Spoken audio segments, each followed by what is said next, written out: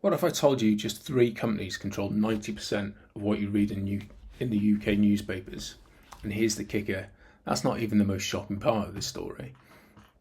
Today I'm going to talk to you about the hidden truth of our media. Stick with it because there's a twist to this story as well, which is concerning the BBC. But before we dive into this, I've had feedback that some of my videos, all of my videos, are a bit serious, a bit dry, maybe, rude. So what we're going to do, we're going to lighten the mood a bit, we're going to change things around. I decided as a reward, if you manage to get to the end of the video, we're going to play a little game. It's a 1950s inspired game. So I know, heart of the party, I am. Right. So with that said, let's get into this then. So meet your media overlords. DMG Media, News UK and Reach. These three companies now control 9 out of every 10 newspapers sold in Britain. In 2014, they controlled 71% of the market, and today nearly 90%. That's a 27% increase in concentration in just 10 years. DMG Media alone, so they own like the Daily Mail group, they control 43% of all newspapers, so nearly half. One company controlling what half the country reads.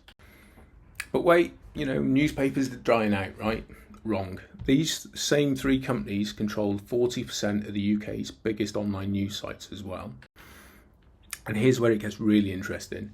So 7 of the 15 most used online news sources are owned by 3 tech giants. Now, no prizes for guessing who they are, especially as they're on the screen. But, Meta, so Facebook, Google and X. And get this, 77% of people get news through Meta's platform.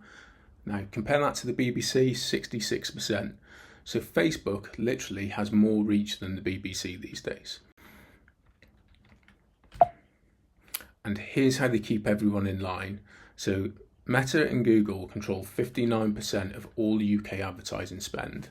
So news outlets depend on them for readers, but they also depend on them for revenue as well. And what's the result of this? The result is simply 5.4 million people, that's 1 in 12 Brits, live in news deserts, so with 0 local newspapers, 0. So it's not just print. 2 companies control 67% of commercial radio, so Bauer, I think is how you pronounce it, B-A-U-R, and Global decide what you hear. Now, this isn't just, this isn't about left versus right. I've quoted news sources which, some of you might read, some of you enjoy and some of you trust. But this is really showing that this is about who decides what stories you see, what issues matter and what gets ignored. And look, democracy is basically you making choices, or us all making choices about who runs things and how. But you can only make good choices if you know what's actually happening. When 3 companies control most of the news, they control what you know and what you don't know. But here's the bit that will really wind you up. So this is a twist to the story. Remember those local news deserts I was talking about? The BBC uses your license fee to fund local democracy reporters. And they use these kind of to fill the gap, essentially. So guess where 86% of those jobs go? They go to NewsQuest, they go to Reach, and they go to National World. So it's yet another concentration of power. We're literally paying the companies that created the problem to pretend to fix it. So 11.6 million people live in local news monopolies, where one company, a single company, owns every single local paper in their area. So that company basically gets to choose the lens through which those people live. So when that one company, as an example, so when that one company decides a story isn't worth covering, like dodgy council deals or local corruption, who's there to hold power accountable? Absolutely no one. Right, you made it this far. I said we were going to play a game, so we're going to play a game. Have a look at these 4 lines. So what we're going to do is we are going to play which of these, A, B or C, is identical to size D. And it's definitely one of them. It's not a trick question. from that point of view at least. And the answer is, obviously, C. So that's obviously wrong. A is the clear match for this. So why am I saying C?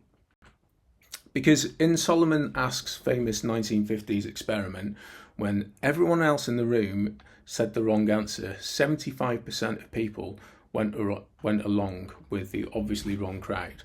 So 3/4 of people actually ignored their own eyes. Everybody else in that room, so this is basically a setup, everyone else in that room was actually an actor. Only one person was real, and they consistently chose the wrong answer just because everybody else did. I'm sure you can think of, scenarios in your life where you've maybe been in that situation, or you've known people who have done it. Now, let's imagine that instead of lines, we're talking news stories, and instead of a few actors, it's 3 companies controlling 90% of what you read. Instead of a lab experiment, it's your daily reality. So Socrates knew about this. 2,400 years ago, he identified this. He spent his life questioning accepted wisdom, refusing to go along with the crowd's version of truth. And we all know what happened to Hemlock. He had a drink of hemlock, and that was the end of things. Because nothing threatens power quite like someone asking inconvenient questions. So the next time you're scrolling through your news feed, ask yourself, who decided this story was important? Whose voice are you not hearing? Because in a democracy, the most dangerous question isn't what do you think? It's who told you to think it? Okay, so if this video made you think differently about where your news comes from, you might like what we're building at Truth Matters UK, so come along to us, please. We're trying to build a campaign to push back against this monopoly of the lies and fake news within the media. These stats, I'll leave a link to the report where these stats came from, and you can check them out there as well. So once again, thank you very much for listening, and please like, subscribe, all that stuff for the YouTube. Thank you.